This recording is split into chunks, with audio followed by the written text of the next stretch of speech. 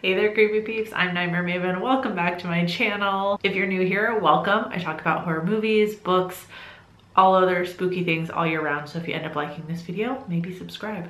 This is another patron requested video, kind of just playing around with what days I want to upload these. So bear with like a weird upload schedule just for a little bit while I figure it out. But in case you didn't know, I do have a Patreon. If you want to support my channel in a different way, you can go check it out. We have game nights, exclusive content, movie hangouts, and of course, the perk of requesting a video like this one. So you can follow the link in the description to find out more.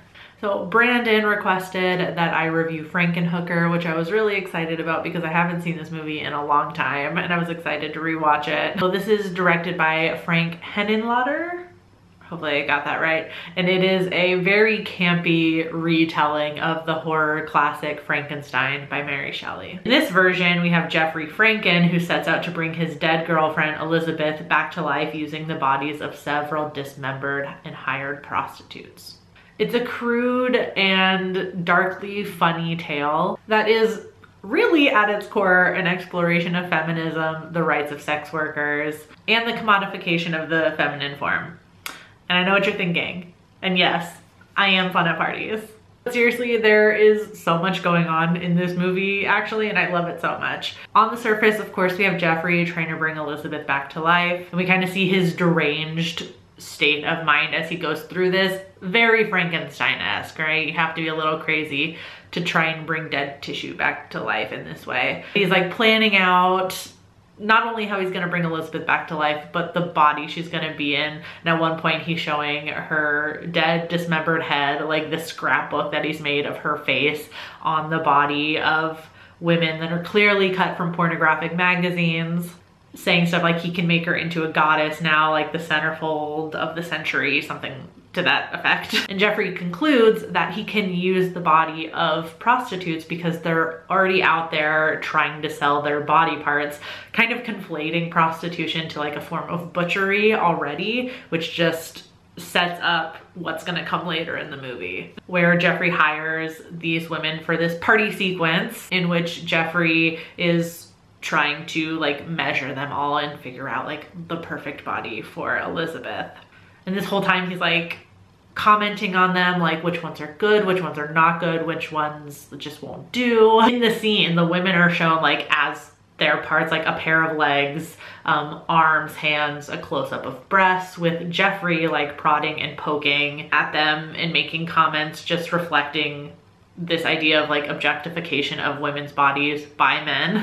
And this is supported by Zorro, of course, the pimp, refers to these women as his bitches and can seemingly recognize these women by their body parts. Towards the end of the movie, when he meets Elizabeth for the first time, like reanimated Elizabeth, he says something like, "This isn't your arm," or something to that effect. And then he says like he's repossessing, again suggesting ownership of their bodies, even if they are in pieces. But then the movie gets a little deeper than that, or at least there's a few nods to something deeper. So there's a scene in the movie where Jeffrey is watching TV and there's a woman on like a talk show or something, and she's advocating for the legalization of prostitution, specifically for the safety of sex workers, right? And Jeffrey is like watching this while he's doing work and agreeing with the woman on the television, even though the host is kind of like brushing her off. So it kind of suggests in the movie that he does feel some guilt over what he's doing and he understands the gravity of what he's doing, but a quick drill to the head will fix that. And I love the inclusion of the drill. In the movie, Jeffrey a couple of times takes like a power drill to the back of his head, with the implication that he's like kind of stimulating a specific part of his brain. But like in reality, we know like he's probably just shredding his brain matter, right? But I think it's a super clever way to show that in order to get to the brain space where Jeffrey can go through with his plan with no remorse and no guilt, he has to like think like a man. And to do so, he has to physically damage his brain. It kind of reads as this act of like willful ignorance.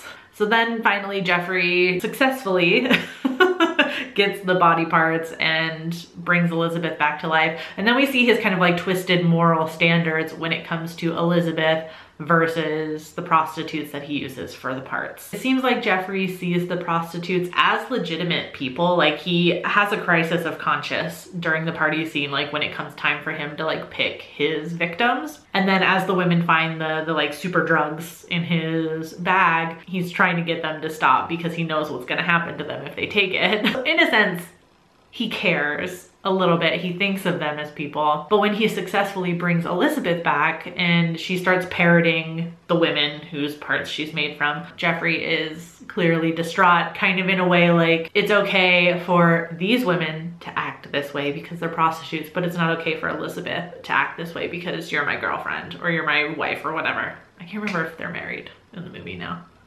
I don't think they are. Then it all comes back like beautifully full circle at the end of the movie. Starting with Zorro, who is overcome by the discarded body parts that Jeffrey throws into the like cooler with that like estrogen mix or whatever it is. He saw them as pieces to sell, and then those pieces were his undoing. Is it low-hanging fruit? Probably, but I think it's a really fun sequence.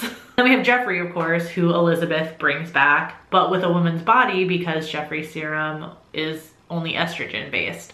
Again, kind of low-hanging fruit, kind of just giving you the answer right there on a platter, but it's a fun sequence where Jeffrey wakes up and is horrified by the body he's in, and maybe finally possibly realizing what he's done to Elizabeth and why it's wrong and why she was upset when she found out. Although the end of the movie doesn't last long enough for us to really know if he's come to that conclusion. I like to think he has. So on the surface, Frankenhooker is silly and campy, and I think it's fun. It's goofy for sure. I might even go as far to say this movie is low-key empowering. Seeing Elizabeth be powerful in her body when she's brought back and rejecting like patriarchal ideas that held her down before, like the pretzels when she growls at the bartender who makes a comment just like her mother. Surprisingly feminist message in a movie where you might not